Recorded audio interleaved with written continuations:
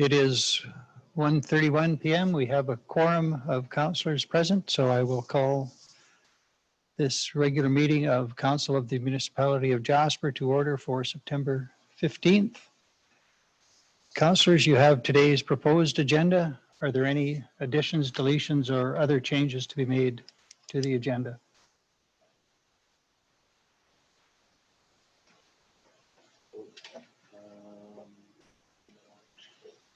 Councillor Demota. I would like to add for upcoming events, I don't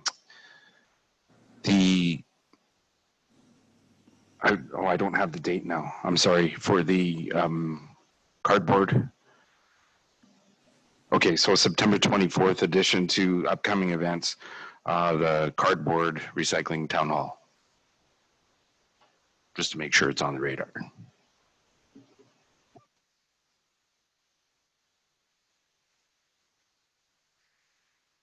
Thank you, Councillor. Any other changes to the agenda?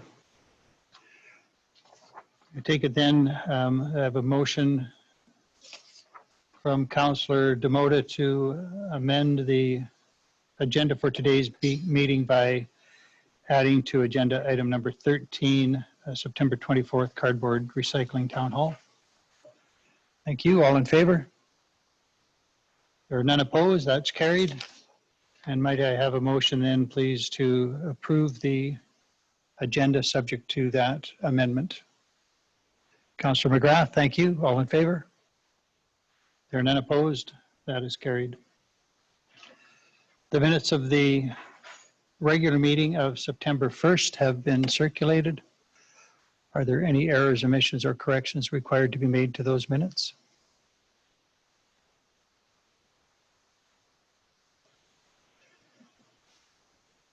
Hearing none, may I have a motion, please, to approve the minutes of the regular meeting of September 1st, 2020.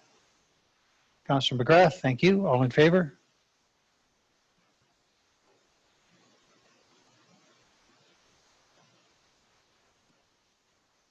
There were none opposed in this room, so that motion is carried, but I haven't been able to see Councillor Journeau.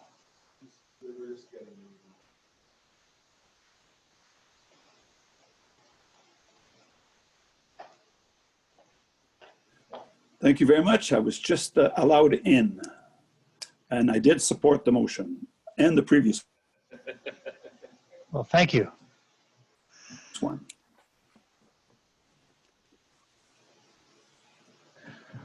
Looking good, Councillor. How's the Sputnik treating you? It's a smooth ride. The minutes of the special meeting of September 8th have also been circulated. Are there any errors, omissions, or corrections required to be made to those minutes? If not, may I have a motion, please, from Councillor Keller-Hempe to approve the minutes of the special meeting of September 8th, 2020. All in favor? There are none opposed. Thank you, Councillor Journeau. I got you that time. We have no presentation scheduled today. Nothing has changed, Mr. Furshaw? No, Your Worship, just as per the schedule. Thanks. Is there any business arising from the previous minutes? I'll begin with the minutes of September 1st, 2020.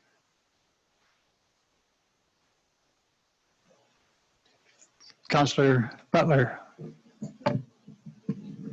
Thank you very much. This item of business arising relates to motion 238/20, which was to reopen the activity center, as well as previous motions passed to open the aquatic and fitness center. Particularly because there was a fair amount of discussion among us as to the appropriate date, and also lengths of time and levels of service relating to reopening those facilities. I'd like to suggest that Council direct administration to keep a record of attendance in the buildings, which I imagine they probably need to do anyway, so that if Council wants to have a look further down the road as to frequency and amount of use these facilities are receiving, in relation to further down the road decisions, that we could have that available to us. I'd like that to suggest that those use statistics be fairly specific. For example, I think it would be interesting to know if people are attending the activity center, or why people are attending the activity center, for what uses, and also whether they're attending the fitness center alone, or both the fitness and aquatic center, or the aquatic center only to use showers, for example. I would expect this wouldn't be onerous. A simple chart and ticks in boxes would suffice, and could be made part of the daily routine. So I'd like to ask council if you agree that having those statistics kept may be helpful to us down the road. Thank you. Thank you, Councillor Butler. Councillor Keller-Hempe. I think that's a great idea, especially as there has been some discussions among council whether we don't open the facilities for enough time. So this would definitely give an indication of whether we should reconsider the hours of opening and what's happening if we have enough staffing levels, etc. So I think it's great that if this can be monitored over the next couple of months. Thank you. Councillor Demota. This question might be for Mr. Furcho, just as a follow-up through you to him, please. Do we have an idea, excuse me, a little scratch in my throat there, of, was there going to be a follow-up meeting for our services review? I know that that might come up later on in the agenda under finance and administration, but I think that when we're going to approach the budget particularly and looking at the use of our building and what we have to, you know, prioritize, I know that we had something planned, and I wasn't sure if we're going to have a follow-up meeting on the study that was done. Just, Your Worship, through to Councillor Demota, that I did send an email to council with the report for council to review and comment on, and then I hadn't heard back from that. Okay, so it's in our court. Thank you. If I can return to the suggested direction by Councillor Butler regarding keeping lists. If there are no further comments from councillors about that, Mr. Furcho, is that something that is going to happen in any event? And if not, do you anticipate that that would require any extra or any particular extra effort by staff to maintain those numbers as suggested? Your Worship, I do have the comment, and what I was going to do is talk to the management team tomorrow about how we could do that, because it's there'd be a matter of like when people scan their cards, for example, coming into the facility at the aquatic fitness center.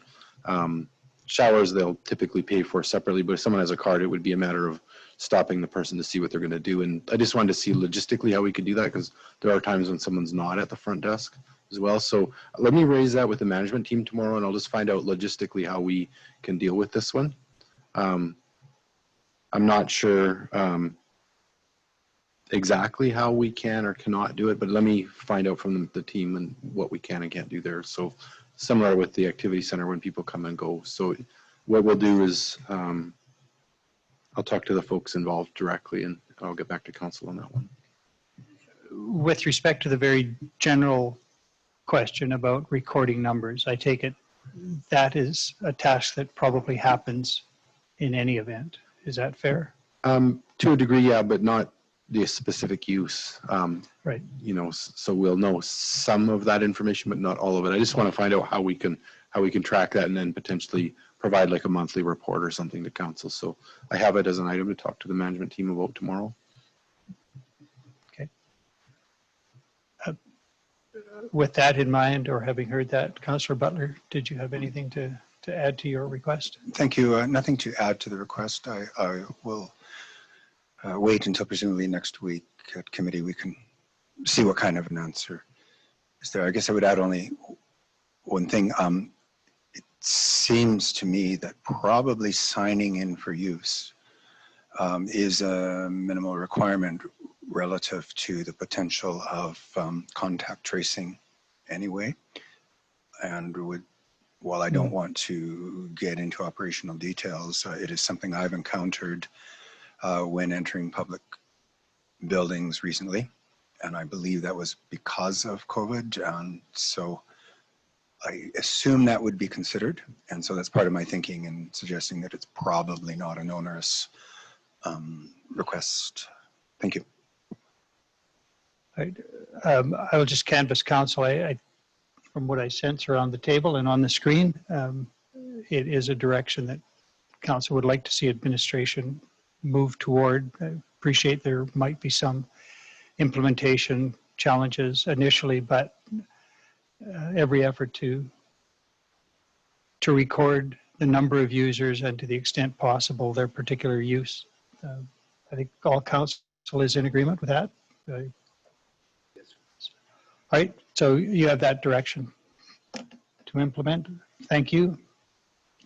Is there any other business arising from the minutes of September 1st, Mr. Furcho? Your worship, if you don't mind, what I was going to do is give a little update. The minutes recorded are regarding all of the reopening of facilities. So I thought I'd give an update on the arena, which was not part of all of the facility named. It was the only one that wasn't named, but it was part of that whole suite of facilities. So I thought I could give an update on that today, if that's all right with council. So I do have a report here. Mr. Hutton was going to present, but he is meeting with contractors right now. So I do have the written version of that has been emailed to council. There's a lot of questions around how the projects are going. So just so council and the public is aware, Prologic that is operating for the municipality on the replacement of the arena and curling club slab and boards projects is an excellent contractor. We've got nothing but positive things to say about Prologic. The team is extremely professional and doing hard work for the municipality. The dates, though, we did have a few things, as council recalls, come up, not the fault of Prologic whatsoever or the municipality, that were uncovered through the course of the work. So if you remember, the first thing was there was a bunch of material construction debris from the previous project that, rather than being disposed of, was stashed under the bleachers, and some of that contained asbestos. So that did delay the project while the project was shut down, and we removed that material from the site. The next bit of delay was the high levels of chromium in the system required a higher level of flushing and then disposal of that material. That was a little bit of a setback, but probably the largest one was, if you recall, the previous slab having some deflection in it, and that was because there was not proper compaction of the material underneath the slab.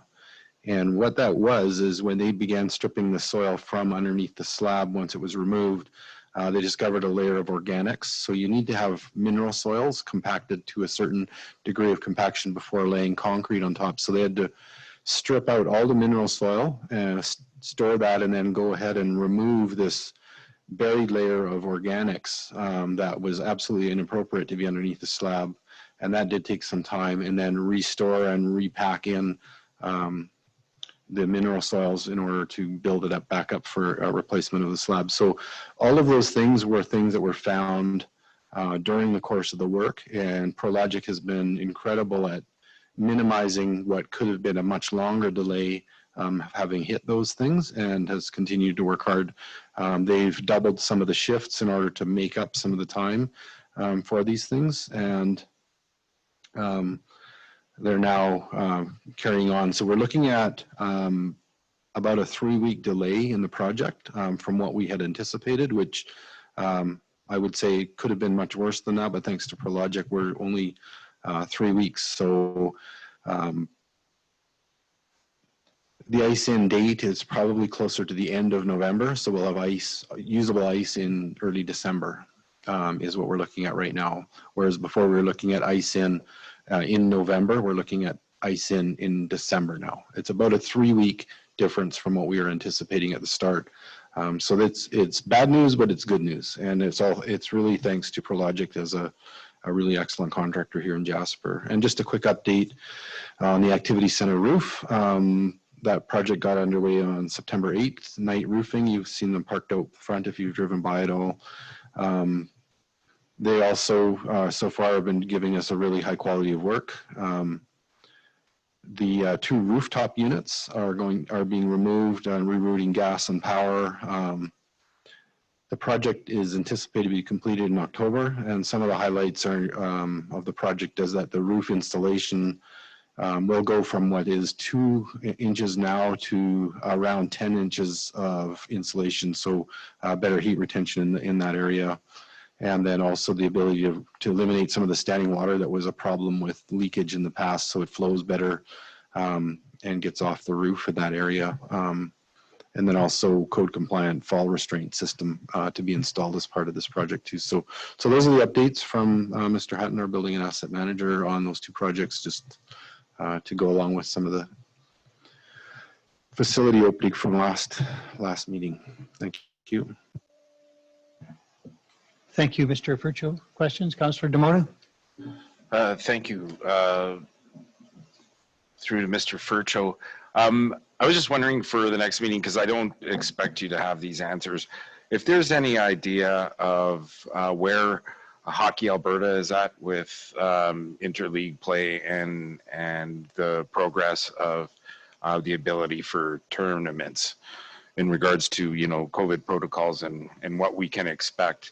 I know that early on during initial lockdown before the reopening stages, there were a lot of discussions on, you know, what the ability was to try to get open early in anticipation for a hockey season, and or, you know, what would the cost be to keeping it closed till January. So I'm glad that this is moving along, and you know, I congratulate you and your team for working with selecting a good company, and I'm glad that it's ticking along. But getting a little bit more information on, you know, what some of the possible ramifications could be and impact to the community overall in regards to those types of things.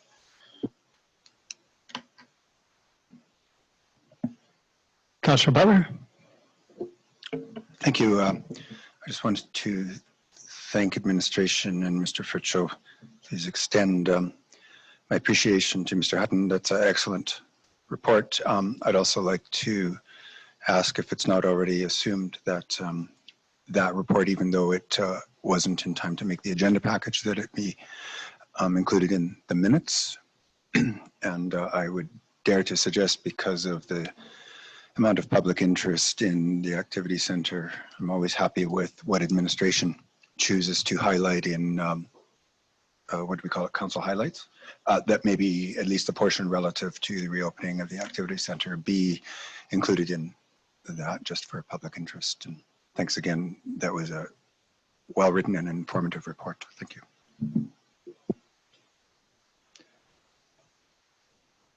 Thank you. Just to continue that, please do pass on to Mr. Hutton council's thanks for that very clear, succinct, articulate, factual report, devoid of all superfluous material. And it's not just the content, because Mr. Hutton has shown before that he can present somewhat unfavorable content in an equally high quality format. So appreciation to him. It's a report deserving of our thanks and commendation.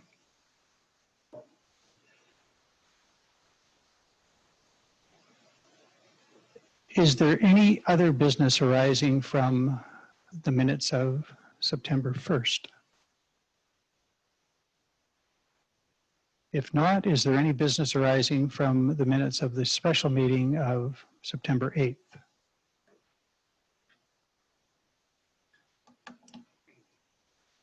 All right, we can turn then to department reports, community and family services. I presume that Mrs. Waxer is standing by. That's correct, Your Worship. Kathleen, can you go ahead there? Yes, I am here.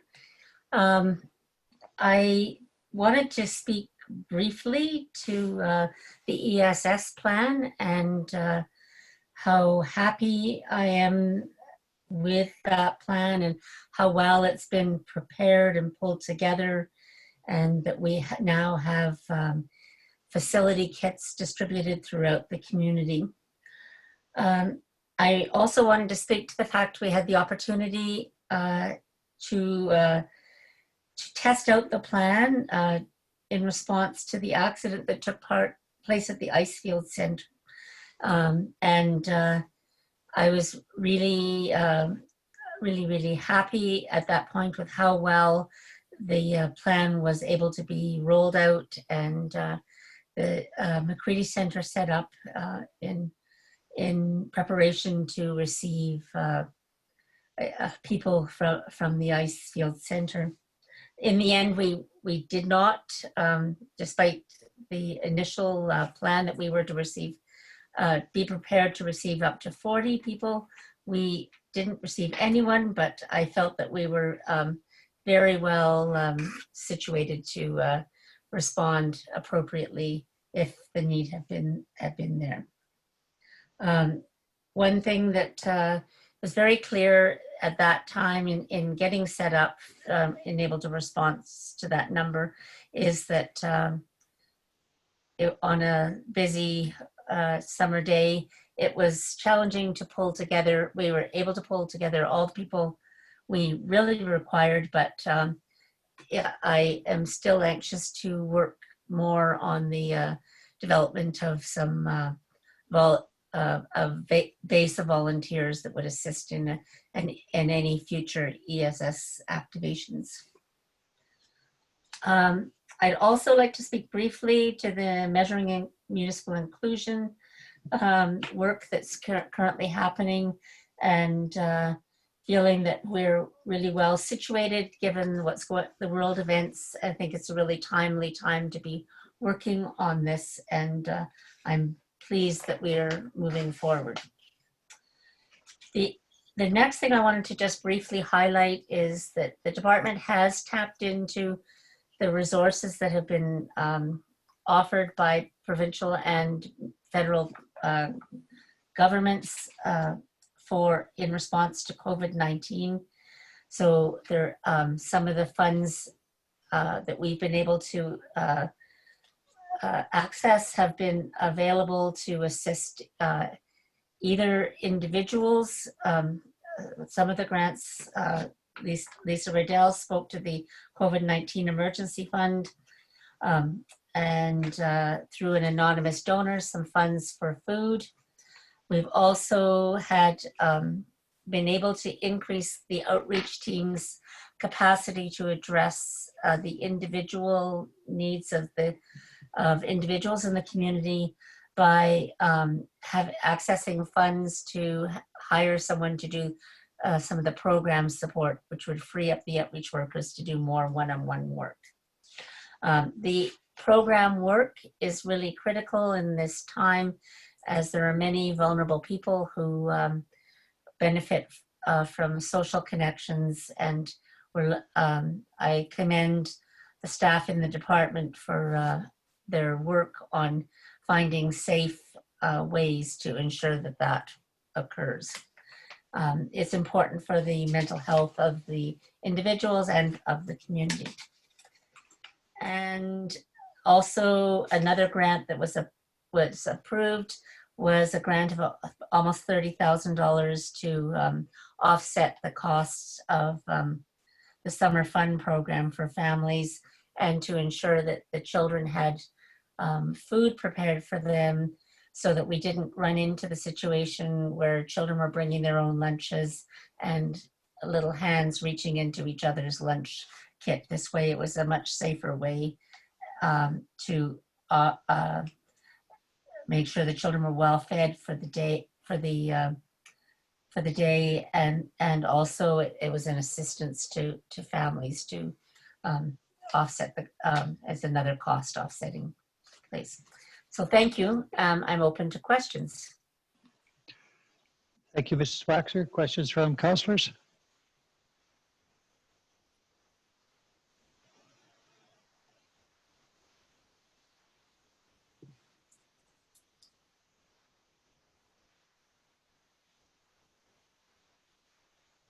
Councillor Butler. Thank you, and thank you very much, Mrs. Waxer. I just have one small question. I'm looking at the Measuring Municipal Inclusion grant or section, and I'm just curious. I know our application was accepted and we're on hold, I guess, due to the pandemic, but I'm wondering about the statement that we're on hold because of resulting reductions to the municipal budget. I grant that there have been reductions to the municipal budget, but given that I thought that the entirety of that program was funded through a grant for the AUMA, how it is that budget reductions have affected that. Had we planned to contribute municipal budget to that study? No, however, there were, the intent of the project is to have a broad brush, and we had many of the people who were working, for instance, in the culture and recreation department and some other places who were not working during that time. So it was difficult to get the broad picture. So it does require involvement of people, and people were at that point really adjusting to the new normal, and we had less people on the payroll at the time. I understand. Thank you. Any other questions for Mrs. Waxer?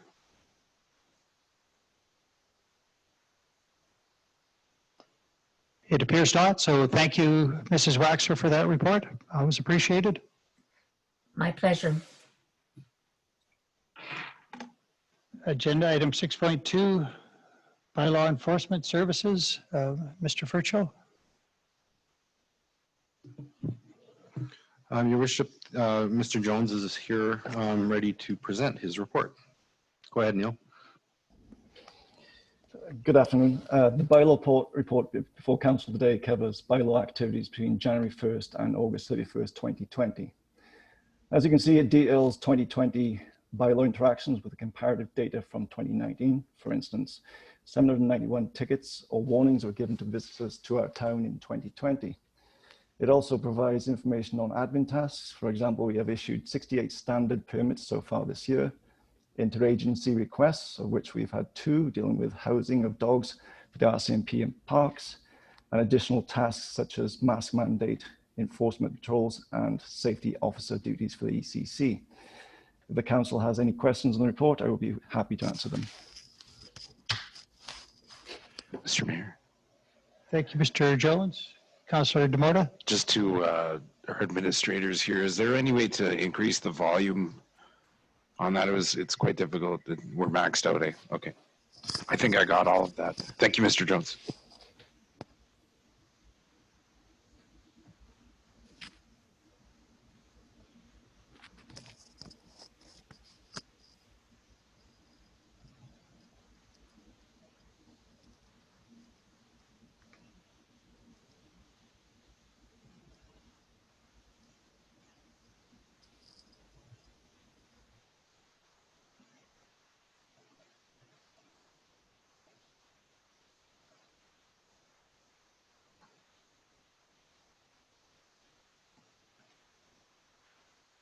Councillor Butler.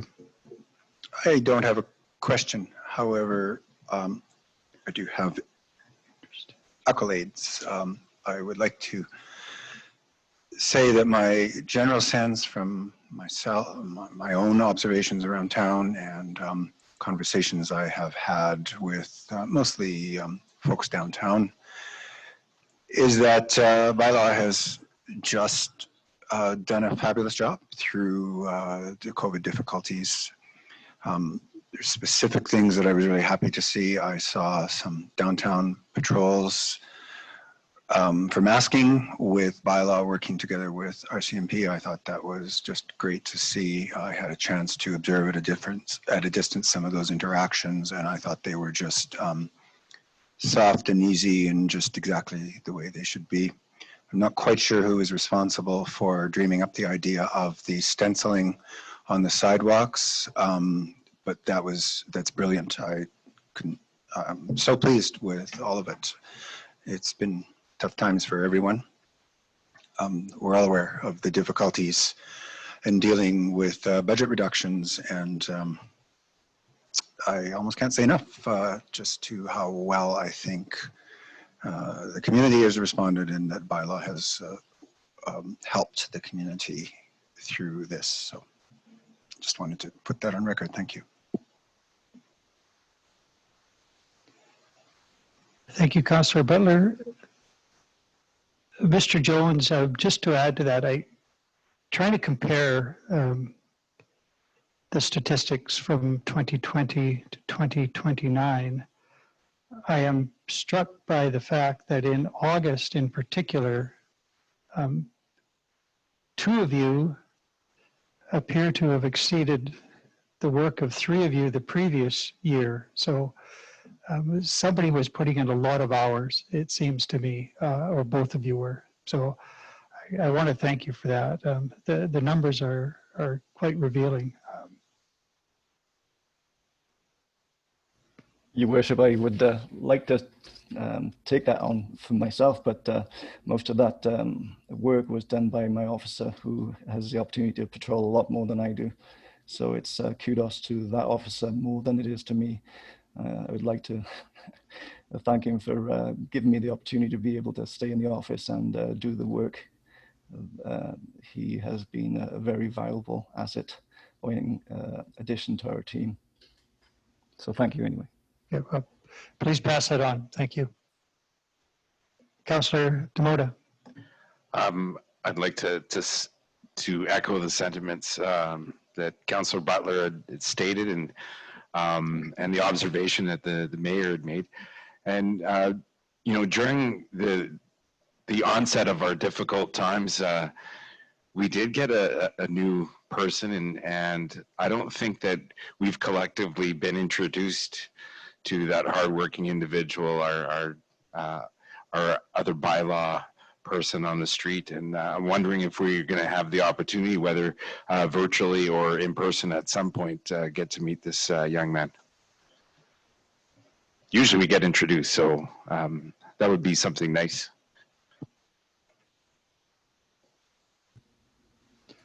Your Worship, through the Council, Demota, yeah, I'd be happy to bring him down sometime before your council meetings, COVID mitigation restrictions allowing. Councillor Butler. Thanks. Now I have a question. I just wondered if you could comment, Mr. Jones, on, I don't want to make it about the dollars, but I'm wondering what is potential in the revenue? What do we mean by that? How much of that typically is recovered? Why does it say potential revenue, not revenue? I'd just like to understand that line a little further. Thank you. Your Worship, through to Councillor Butler, that is based on how many tickets we've issued, and if all those tickets were paid, the dollar amount that would bring in. The tickets are in reality paid in fits and starts, and sometimes we have to encourage with provincial tickets. So that's giving you an idea of what could be coming in if all those tickets were paid to date. Unfortunately, they do come in throughout the year, and sometimes they take into the following year, depending on when the individual has an opportunity to pay the provincial tickets. For instance, if they re-register their vehicle, then they wouldn't be able to re-register it until they paid the provincial ticket. So basically, so I have to go with the potential revenue as opposed to the actual revenue. At the moment, I'm looking at operational budget for the bylaw department as of August 31st, and we're on 69% of revenue predictions, if that helps. It does indeed. Thank you very much. Thank you, Mr. Jones. It appears that all questions have been asked and answered, so I appreciate your report. Uh, Agenda item 6.3, Finance and Administration. Mr. Virtue, I assume through you to Ms. Malinchuk. That's correct, Your Worship. Our Director of Finance is standing by. Tash, go ahead. Good afternoon, Your Worship and Council. Today I'll just give you a few highlights of my report submitted. The operating and capital budgets have been prepared on the first draft level and now in all of the other directors' hands for editing. So I've asked for this operating budget back to me by September 24th to compile all the information, as well as the capital budgets to come back to me on the September 30th. On assessment and taxation note, the designated assessment review board clerk has scheduled 2 CARB and 1 LARP hearing for Jasper in October and November. So more to follow on those after the actual hearings are held. On the audit front, the 2020 interim audit is scheduled for December 2nd to 4th of this year. And then the final 2020 year-end audit will be scheduled for March 15th to 19th. Funding, I've allocated all of the amounts that we've received for the 2020 year. So those are either received or receivable, and it nearly equates $6 million, all of them combined. So that's good news.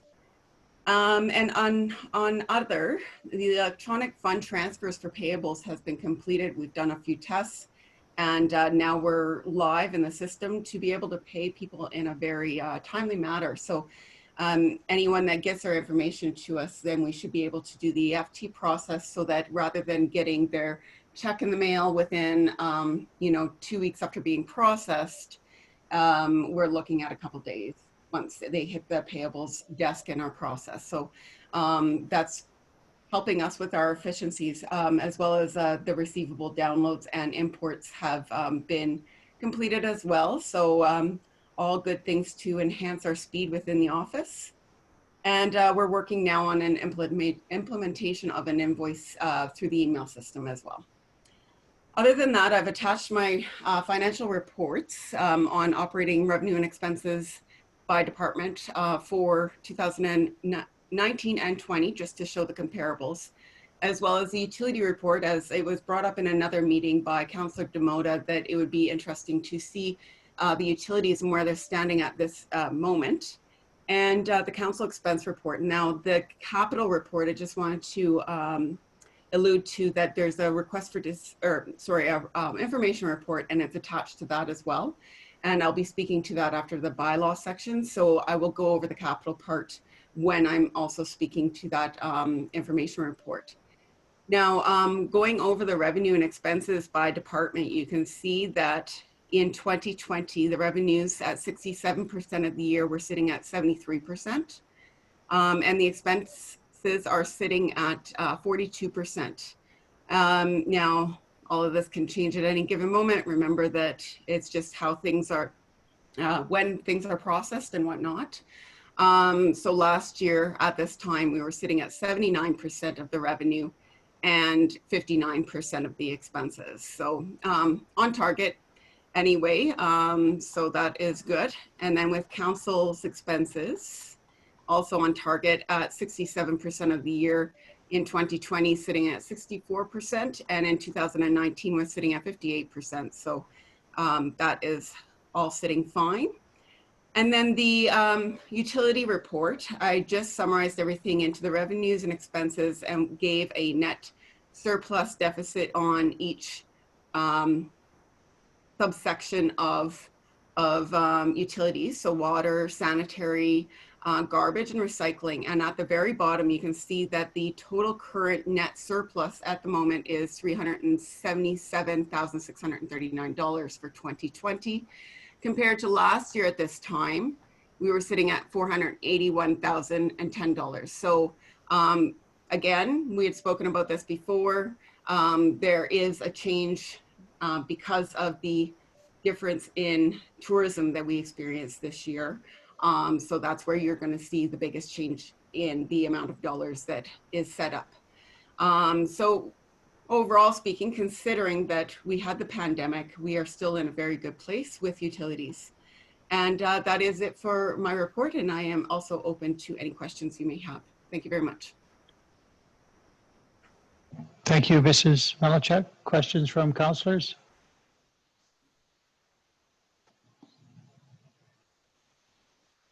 Not a question, but just a thank you for the level of detail and getting back to that reporting. Much appreciated. Mr. Mayor, through to our CFO, Natasha. Thank you.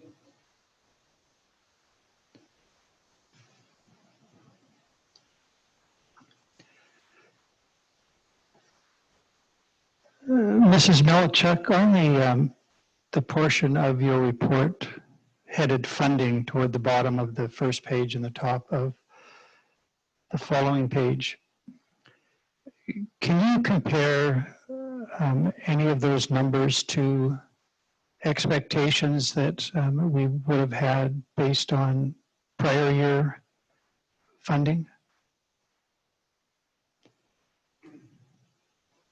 I sure can. They are as anticipated. And for further reports, I will keep that in consideration and maybe put what the prior year's numbers were in comparison, just like I do for the financials. But looking at it quickly, I can tell you, for instance, well, MSP, the Municipal Stimulus Program, is new this year. So, and the Investing Canada infrastructure, obviously. The Municipal Sustainability Initiative for operating at capital and federal in 2019 versus 2020. Files just opening up now.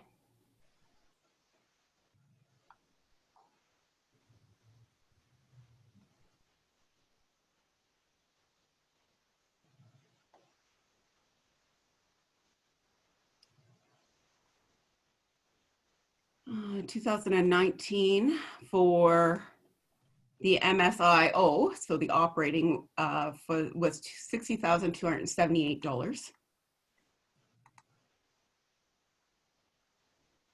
The MSIC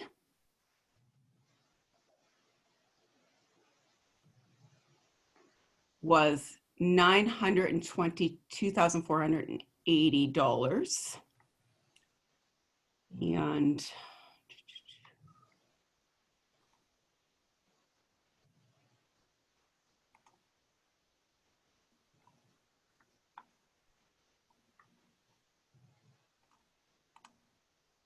the federal gas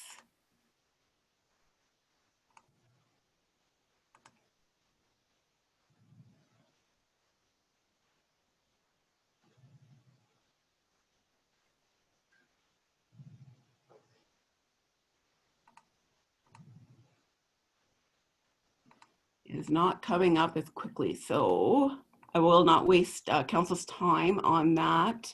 I'll have to dig it up so that I can give you the correct number, but it's not coming up on this report here. So I'll have to do some more digging on that one. All right, well, I appreciate that and really ask the question just to clarify, if I can, that there is some new capital funding that is always appreciated, but it's also limited to capital. And the other items are more or less consistent, a little more capital in the Municipal Sustainability Initiative for capital, but otherwise operating funds from other levels of government are pretty much consistent with other years. Is that an accurate statement? Yes, correct. And same with the federal gas as well. Right. Last year, we had a little tiny bit more than normal years, but yes, it's very consistent year to year. Okay, thank you for that. You're welcome. Other questions from Councillor Butler? Thank you, and thanks, Mrs. Malinchuk, for the report. I just have a query around the revenue item line for operations. I'd like to understand what is included there. I noticed that the budgeted operations revenues for this year is a good deal higher than last year. I can't remember. I'm sure I've been told before why that is when we did our budget. I'm also noticing that the revenues relative to the budget number are particularly low. I don't know if that's just time of year. So I'd like to understand first what's included in the revenues for operations, because I know it's not utility fees, and how you think we're faring relative to likelihood of seeing those revenues come in before the end of the year.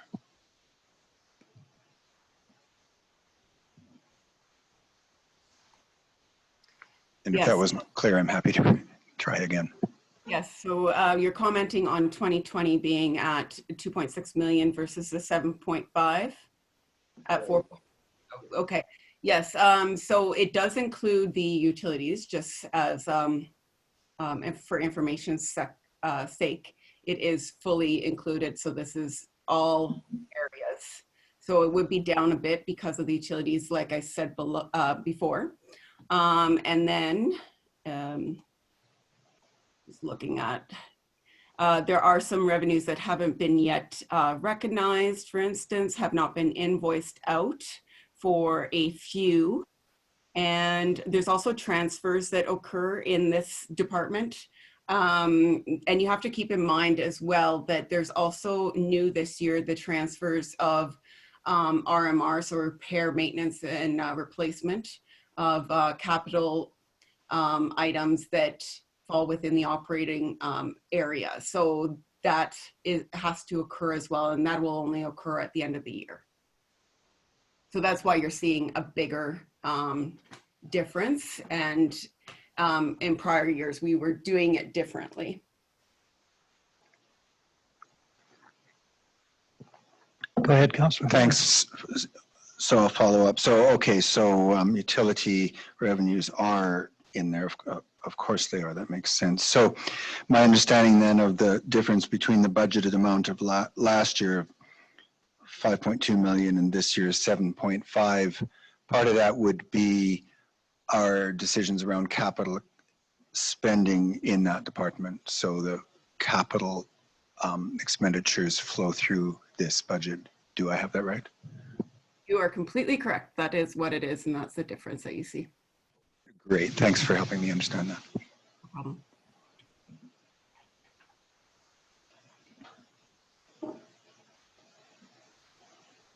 Other questions for Mrs. Malinchuk?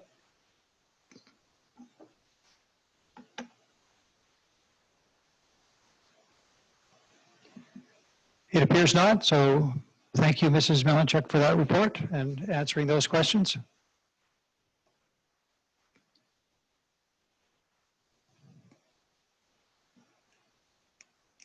Agenda item 7, bylaws.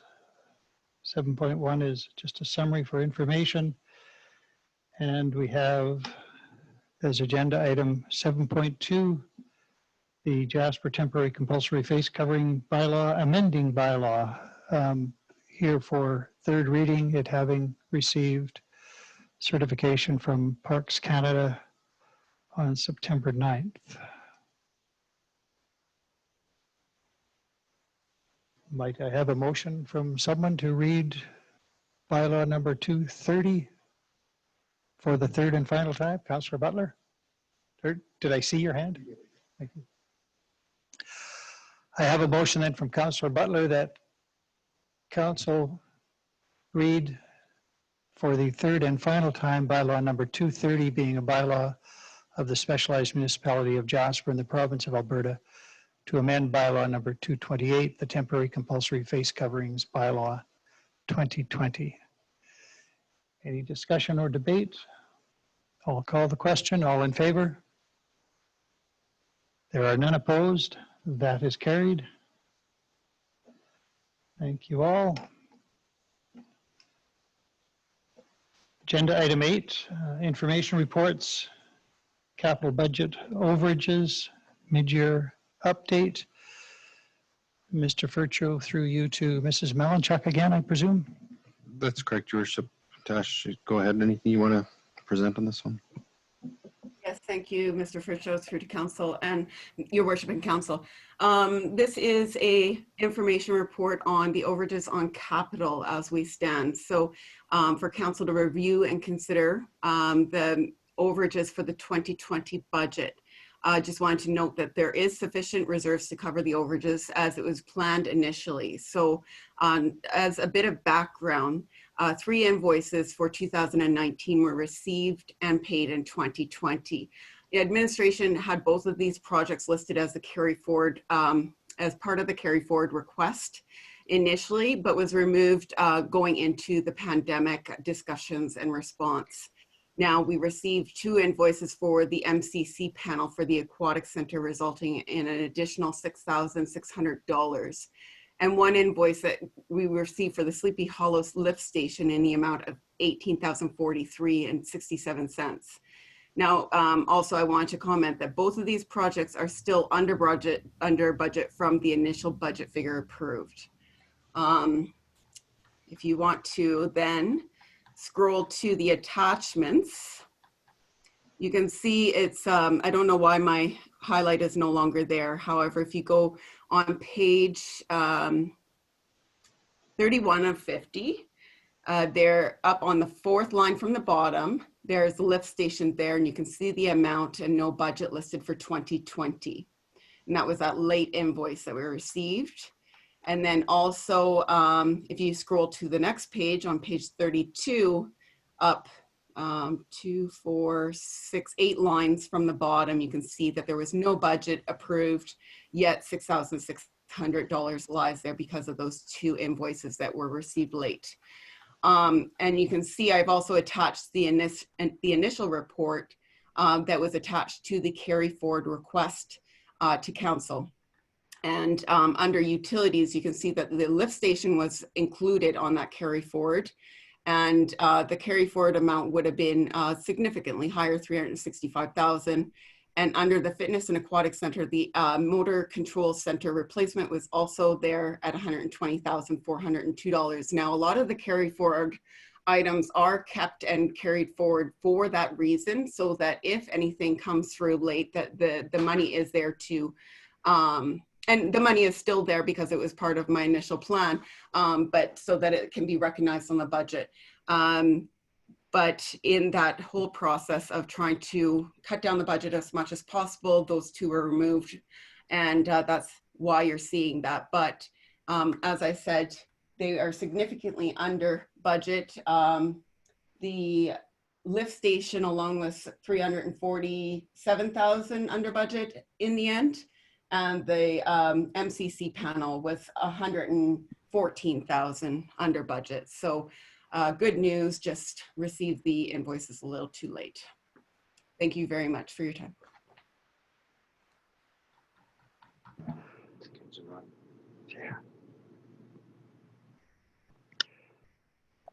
Thank you for that report, that information report, Ms. Melchuk. Questions from councilors?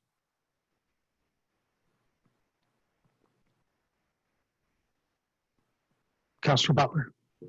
Thank you for that. And I suppose it's just that I feel like when somebody takes the trouble to put something on the agenda and tell us about it, that I should understand why I'm being told it. So do I understand that we remove these items from the 2020 budget, thinking there was unspent allocation there, so we removed it, and we just overlooked the fact that there was an invoice outstanding. And so now, because we removed the budget item, you just feel you should keep us informed that you've paid a bill, which technically you didn't have budget for because we removed it. But even though we don't technically have budget for it, the money's still there because we underspent anyway. Is that sort of why you're telling us this, just for full transparency? Because I can't understand why we're being told this. Councillor Tomoda is shaking his head and covering his face. I've confused an already confusing situation. Why is it important we know this? Maybe your worship, no, sorry, Tash, I can answer that. Your worship through Councillor Butler, it was at my request that this item be highlighted because everything else in the capital budget variance reporting is a standard over-under for what was approved for 2020. But those two items would have stuck out as odd. And that's why I asked our Director of Finance to provide an explanation behind those. So that's why you saw that higher level of attention to those, because everything else is standard. Here's the budget, here as much it was spent, here's how we're under over. And then there's a percentage, whereas those two, cost item with no budget attached and as a previous year's project. So I thought an explanation would be helpful for council. So that's why you got that. Thank you. I think that's what I was trying to say. So that does in fact clarify for me. Thank you. If I can just hopefully add to the clarification and not the confusion. There is no budget, but there is money. I mean, these amounts, if they haven't already been paid, can be paid. We have money that was left over from 2019. And although there's nothing in the 2020 budget, there is still money to pay. That's correct, Your Worship. So all of those capital budgets, when those funds they're moved for expenditure, they simply come out of the reserve accounts. And if there's no expenditure, they don't, even though there wasn't a budget allocation, the dollars are not expended from the reserve account. So those dollars are still sitting as part of the overall reserve accounts. Just they were unexpended. It's just not part of the record keeping because we didn't carry forward them. That's why they were just a bit odd in this report. Councillor McGrath. Oh, I'm sorry, Councillor Trudeau. Yes, thank you, Mr. Mayor. I guess Mr. Furcho did mention about transferring money into reserves because they're not spent, but if we know there's invoices outstanding, wouldn't we hold that back from being transferred to reserves so we didn't have this explanation required? I mean, surely we knew these bills were coming. And when we transferred the unspent reserves, shouldn't we have left some? Worship through the councillor to know that it's just semantics. The money doesn't come out of the reserves unless we take it out to pay a bill. It's just a notation of that amount is set aside for that purpose. And yes, we knew these were coming, but it was part of that exercise where we deleted all of the carry forwards when we cut all of the capital projects. So it was just a few things that got caught up in there that we kind of threw everything out together. Okay.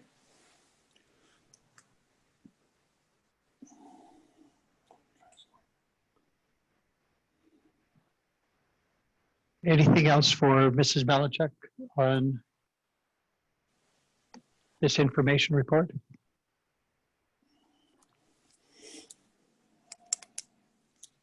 It appears not, so thank you again, Mrs. Malachuk, for that report.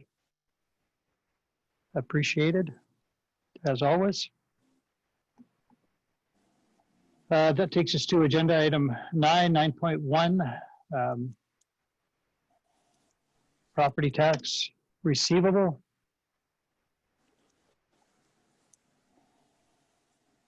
Again, Mr. Furcho, through you to Mrs. Malachuk, or are you going to deal with this one?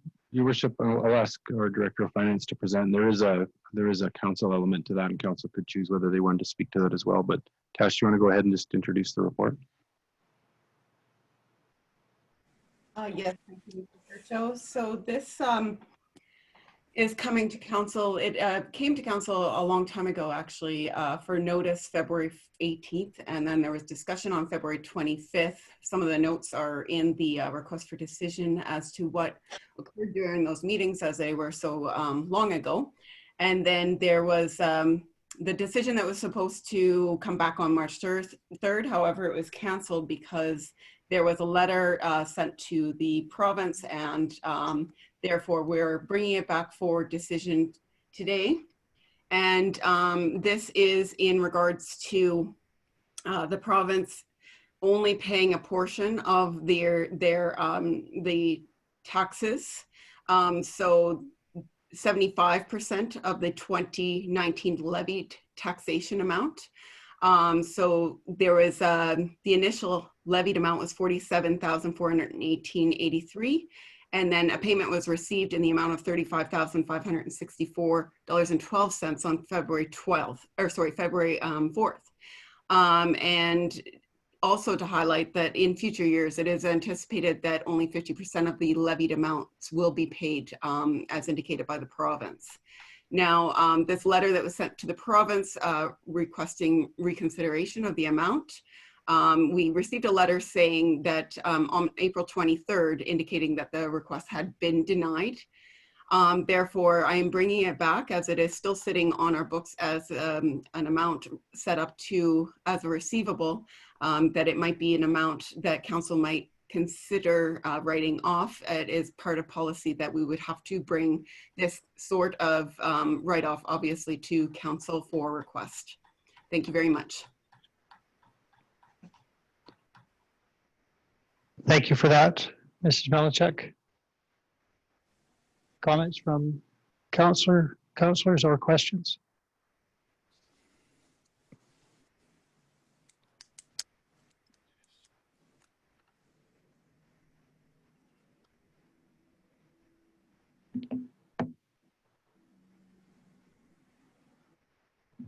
Councillor Butler.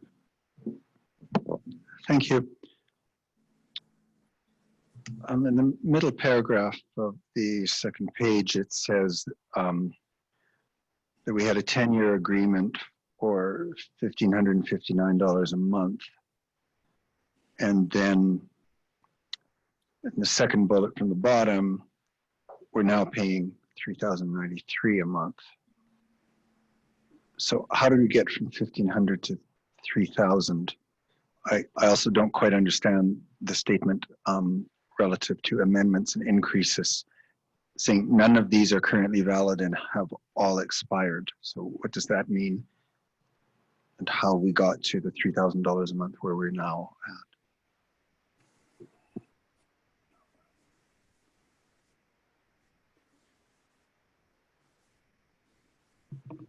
Your Worship, through to Councillor Butler, this is a contract that is actually worked on by the Director of Community Family Services. I'm not sure if she is still online to discuss more on this situation, because she is the expert in setting up this contract, and she has the history behind it a bit better than I do. She's still online. I'm happy to let it stand, can come back to it anytime in future then. If Mrs. Waxer isn't here to answer, it's not that important right now. I just wanted it for context. Thank you. Sure.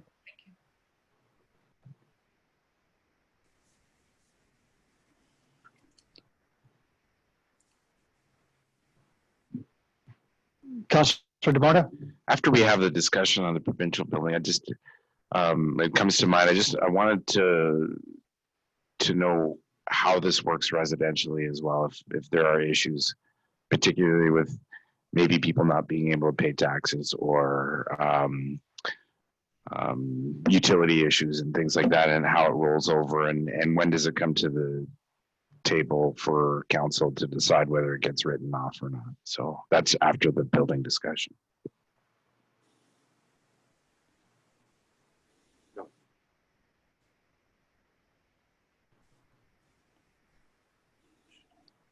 Your Worship, through to Councillor DeMota, it's a couple of different processes, like the non-payment of property taxes is a separate process than what we do with the utilities, and write-offs occur with property taxes. If the inability to pay occurs over a period of time, it goes up to tax sale is sort of the ultimate. But utilities, it depends on the circumstances, so there's a lot around that. So it could be a broken toilet to a bleeder valve to all those things, right? And so that's where the $1,000 is my limit to write off, and that comes back to council. So it just depends on circumstance and all of those things, and two different processes.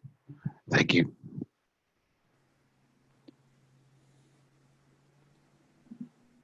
Well, if I might comment, I think council has no other option but to accept the recommendation from administration and write off that receivable of just under $12,000. But I think it's important to note that we would not tolerate this sort of behavior from any other taxpayer. A taxpayer cannot just come forward and say, I've decided that I'm only going to pay 75% of my tax bill this year and 50% next year. But the government of the province of Alberta is in a position where they can choose to do that. And there's very little that we can do about it. I think it's entirely divorced from the fact that we rent space at that building. It takes actual money to service every property in this community. And the owners of those properties are expected to pay a tax to cover that. And we have now essentially a taxpayer who says, well, doesn't really matter, I've chosen not to pay. It is, I think, dishonorable. And it's been foisted upon us. I know that in March, I wrote what I thought was a strongly worded letter to the province. We got a response, which is in our agenda, that says, this is what we're doing regardless. I think it is most unfortunate.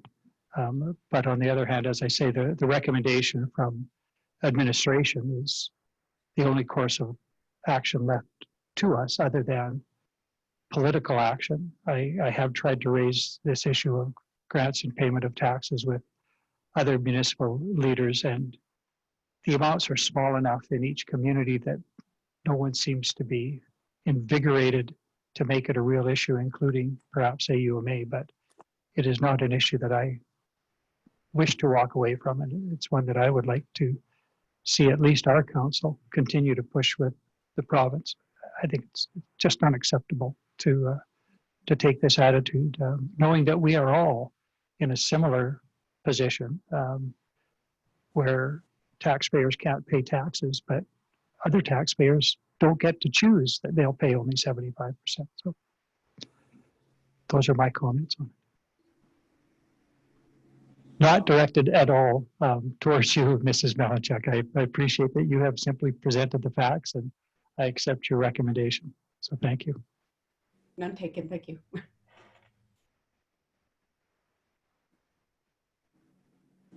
Councillor Butler. Since we're on the topic of unacceptability and dishonor, the direction of my questioning earlier about the rent payments is while this building represents a tax liability to the community, there are also landlords, and we're paying rent, and the province has also deemed that they're going to take up to 2 years to decide what our rent will be starting 10 months ago, 9 months ago. And we'll find out when we find out, and we'll find out what our rent should have been, so we aren't even in a position to calculate our own payables liability. With respect to that, it's a pretty special situation. Thank you. Councillor Demotta. Is there a way, like we've done in the past with the other levels of government, to just not pay our rent until we know exactly what we're paying? If we know if we're ever going to find out what we're paying, or the other option is, well, I guess we're an inferior level of government, so we can't just say, well, we're only going to pay 75% of our rent this year and 50% of it next year, because that it doesn't work in that direction, does it? Okay.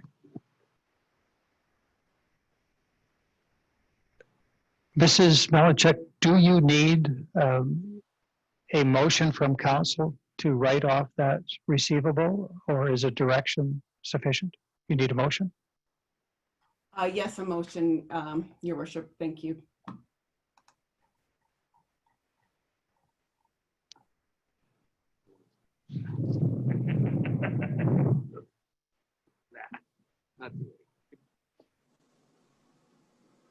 Well, I guess we could leave it on the books. Nobody wants to make the motion. We could put them through to collections. Yeah.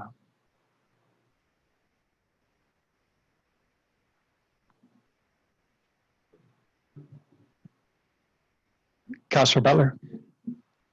We would just create work for administration, keep another line item, drag this out when there is, as we've acknowledged, nothing that can be done about it. So under extreme duress, I'll make the motion so that we can move on, get business done, and strike this as it's going to have to be stricken at one point. Councillor Wilson, just as a deputy here, we're just about to have a motion to adjourn, so. I'm only kidding. I've got it. I've got it here, Paul.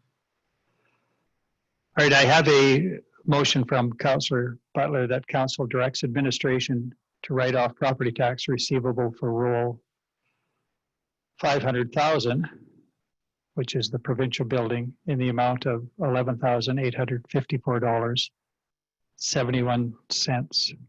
Any further discussion?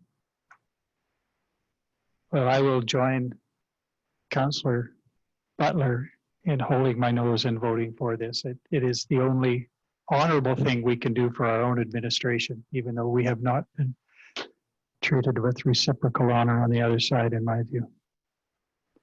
I will call the question. All in favor? Any opposed? There is one opposed. That's carried.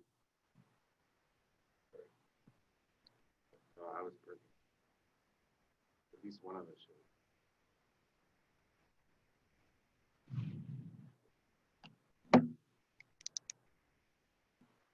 That takes us to agenda item 9.2, 2020 Housing Capital Edition. Good, Mr. Furcho. Yes, Your Worship, I'll take this one. So one thing, I'll just ask if council thinks there's a need to bring it back on the 22nd for discussion. Otherwise, we'll simply bring it back for decision on the 6th. What this is as council has been involved in this process for quite some time. We were successful in the $150,000 grant and the $100,000 low interest CMHC loan to make up a total $250,000 seed funding package for the JCHC project. And so with that new infusion of resources, we'd like to put that money into the 2020 capital budget for the JCHC to continue to move forward on that project. So that step of accepting the money, now that we have the money, has to now go through being officially added to that capital project in order for administration to expend under that line. So that's what this is all about. Fairly straightforward. It's all here for you. If there's any questions, I can answer them, and then just let me know if you want to see on the 22nd or just back on the 6th as well.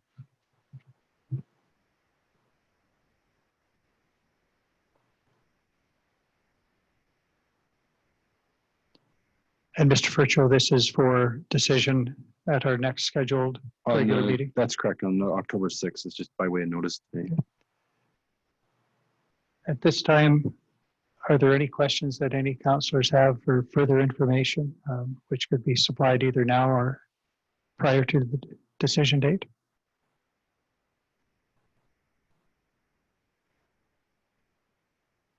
If not, thank you, Mr. Furcho, for that notice, and we will deal with it again October 6th.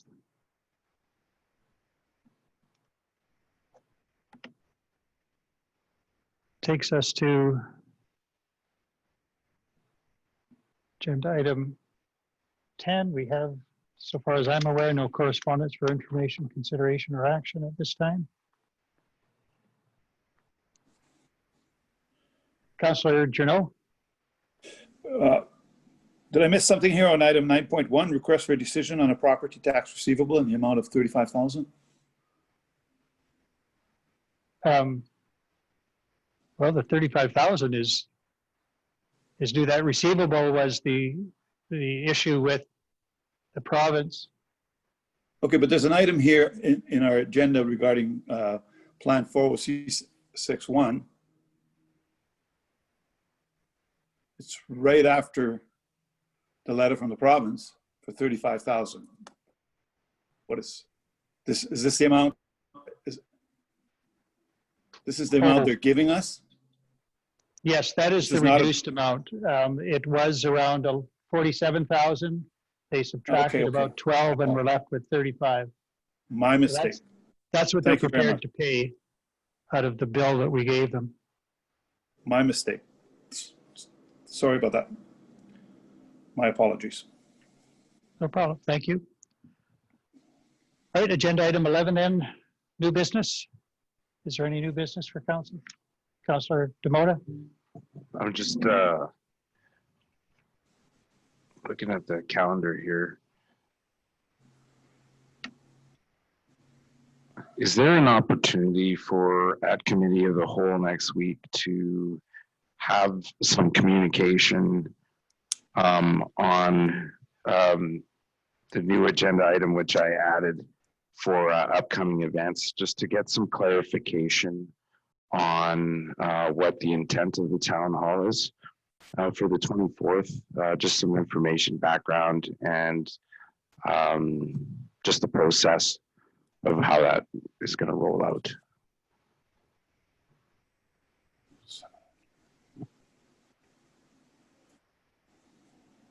Your worship, through the Councillor Demota, it's an externally organized town hall through the chamber. That's correct. Is it the chamber one?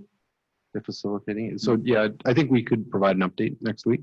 I was just confused because it had municipal letterhead on it, and it was on the municipal Facebook page. So it indirectly looked like it was something that was driven by the municipality, which I don't think was, or if it is. Yeah, it was an attempt for some of the outreach that we wanted to do. The chamber is partnering with us for some of the outreach.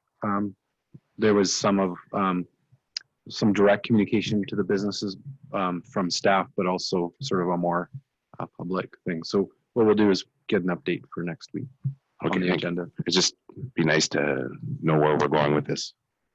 Appreciate it.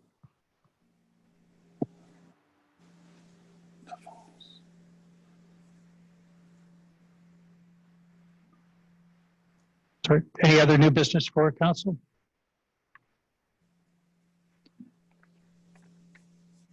Councillor reports, agenda item 12. Councillor Keller-Hrampton. This Friday, there's a Community Futures Board meeting in Hinton. Councillor Wilson, I'm not sure if you're attending. It will be, I think, 10 o'clock. I have an IRC meeting on Thursday at 9:30 with Community Futures. And on Monday, I'll be attending the Community Business Walk. Councillor McGrath. Thank you. Tomorrow, I will be attending a GCHC meeting followed by a community conversation, and I too will attend the Community Futures Business Walk on Monday.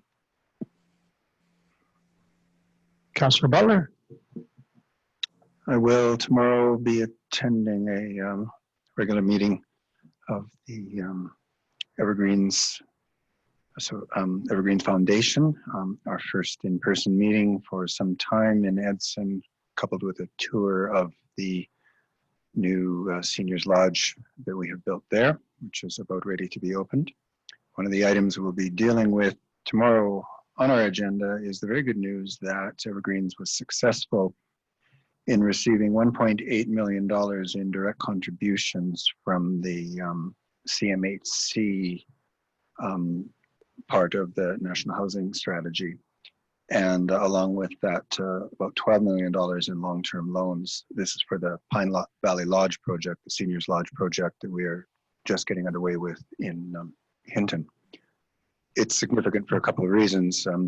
That money is money that will now, was budgeted to have to come out of the tax requisitions to the communities. So it improves the financial picture of the association, of the foundation, but also of the region.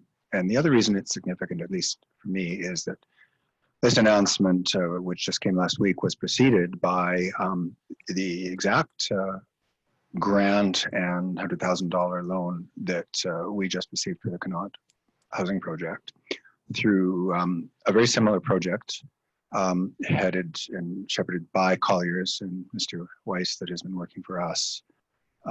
So it's worth pointing out that we're on that stream with our project. Of course, we don't know and can't assume that because we received that first 250,000 that more money will come.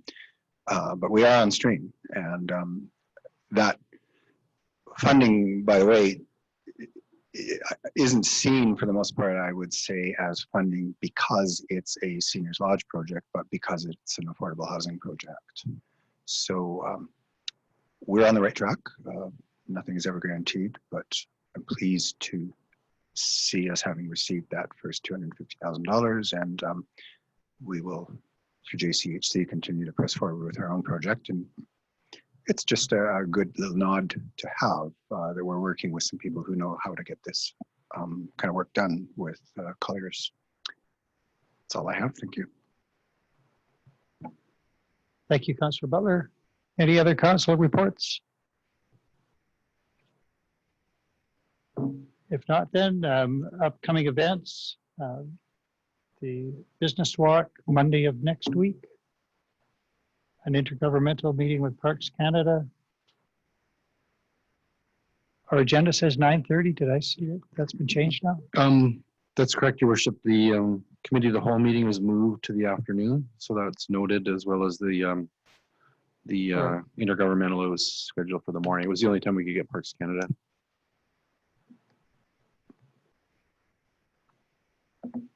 You covered both of those, the virtual AUMA convention later in the month and the cardboard recycling town hall scheduled for September 24th. Is there anything else that should be added to that list?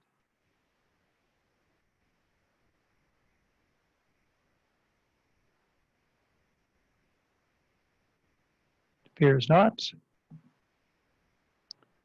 If there is no other business for council, I will entertain a motion to adjourn at 2:53 p.m. Councillor Demota? All in favor? We are Feels adjourned. wrong.